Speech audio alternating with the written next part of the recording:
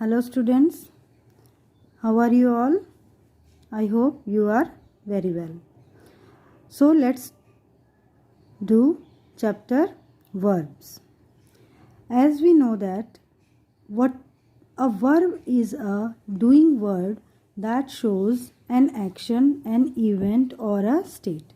यानी verb जो है ऐसा doing word मतलब action word यानी क्रिया शब्द होता है जो ये दिखाता है कि कैसे एक्शन हो रहा है या इवेंट घटना घट रही है या कोई स्थिति दिखाता है हमें. ठीक है. अ सेंटेंस में either have a main verb और अ हेल्पिंग वर्ब और बोथ. किसी भी सेंटेंस में एक मेन वर्ब होता है या हेल्पिंग वर्ब होता है या दोनों भी होते हैं. जैसे हम कुछ एग्जाम्पल लेंगे. We will take a subject like the boy. ठीक है. So I have some words like playing, running, dancing, going. So we will add a subject. What the boy is doing?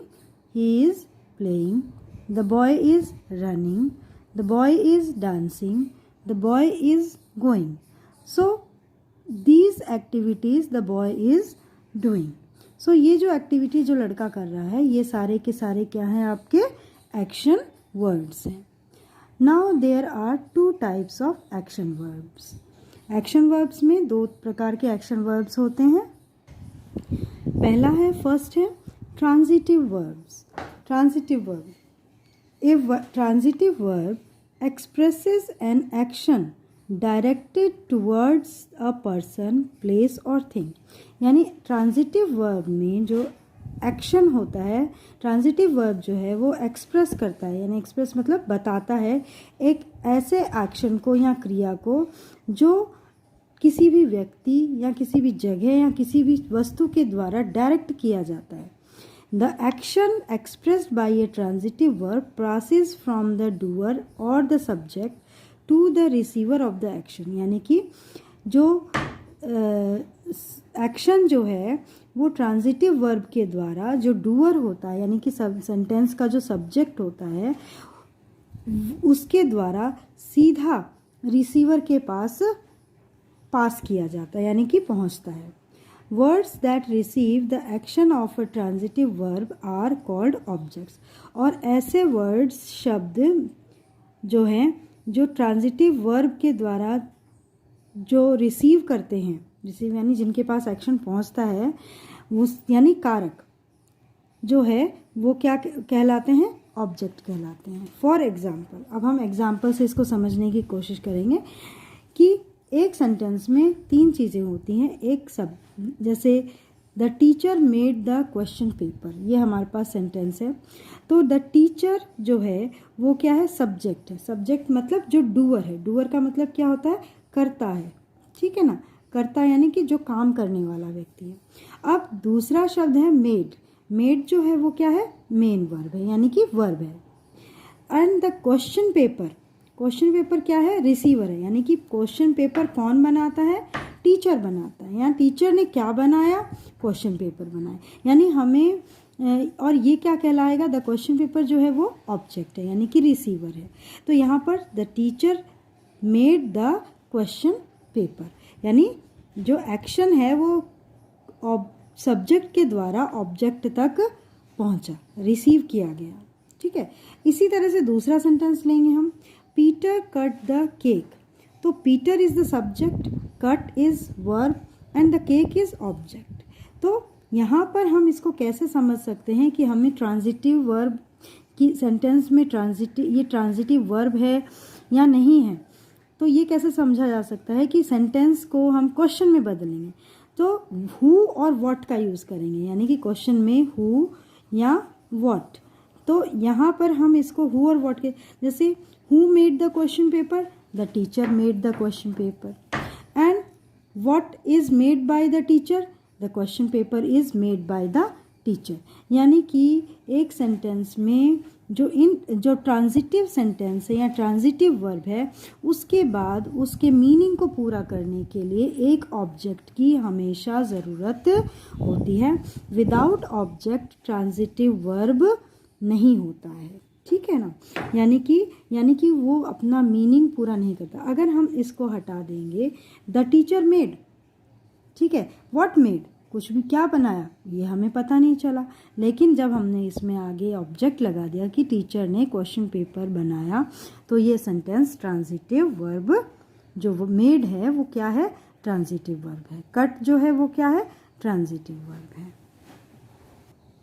So the verbs made and cut are transitive verbs. A transitive verb needs a direct object to complete its meaning.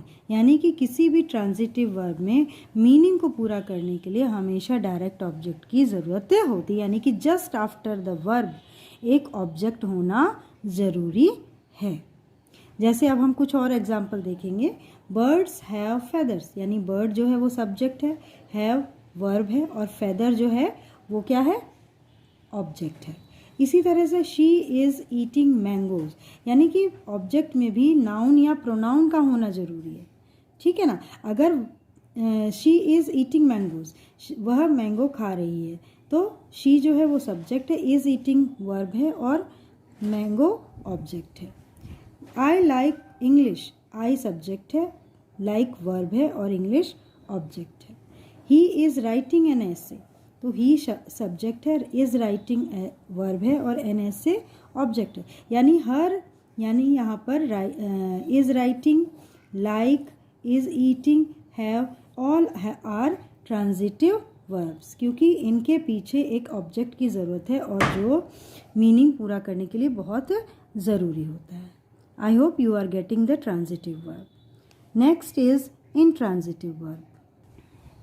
A verb which does not need an object to make complete sense is called an intransitive verb. यानी ऐसे verb जिसको sentence पूरा करने के लिए complete meaning यानी sentence का meaning पूरा करने के लिए किसी भी ऑब्जेक्ट की ज़रूरत नहीं होती है. जैसे हमने पीछे वाले सेंटेंस में ऑब्जेक्ट की ज़रूरत थी, वहाँ पर इस इंट्रांजिटिव में ऑब्जेक्ट की ज़रूरत नहीं होती. वो अपने आप में वर्ब अपना मीनिंग पूरा कर लेता है. उसे हम क्या कहते हैं? इंट्रांजिटिव वर्ब कहते हैं. An intransitive verb expresses action without the action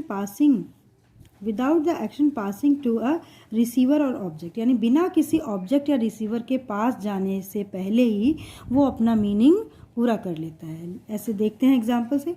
she speaks, वह बोलती है. तो शी स्पीक्स, आगे हमें ऑब्जेक्ट, वह बोलती है, पूरा हो गया सेंटेंस. तो यहाँ पर हमें ऑब्जेक्ट की ज़रूरत नहीं है. तो ये क्या है? स्पीक्स क्या है? इंट्रांजिटिव वर्ब है. He runs fast. अब ही रन्स यानी वह दौड़ता है. कैसे दौड़ता है? तेज़ दौड़ता है.